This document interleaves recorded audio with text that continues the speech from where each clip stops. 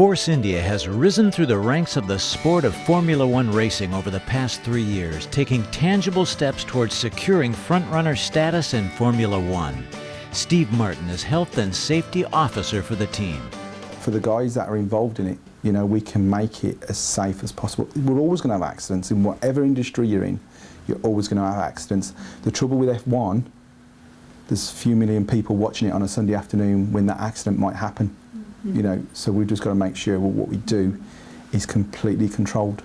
3M understand the environment now because we've been working together for a few years. We understand the environment, understand what we need, and it's nice to get a reaction when you give them a problem that there is something in the pipeline, or they'll develop something and look at something. So it's good from that point of view. Everything we have to do has to be workable. You know, it has to be easy to use, fit for purpose, and then compatible with whatever we're going to do. The other brilliant thing about the 3M range is this year we'll go to 20 different countries around the world, and if we wanted to, we could go into any of their hardware shops and probably pick up a 3M product and keep it in line with everything else we've got, which is another brilliant feature of having a 3M product. So that's the philosophy behind it. The guys out the back that were actually prepping tyres had got 3M product glasses on, mirrored glasses, and they didn't need to wear them for that activity. But because they were a sunglass and they were safety glasses and everything, they still wore them, even though they didn't need to actually. They were comfort. And when I asked one of the guys why he was wearing them, you know, against his other glasses, he said, "Well, I forgot I had them on."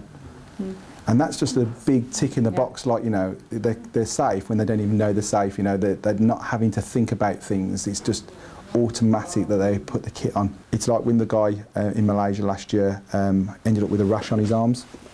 He was grinding some carbon, and because his arms were a show, his skin was very damp, you know, through moisture of sweat, and the carbon actually stuck to his skin and then blocked up the pores of his skin and caused a rash, you know.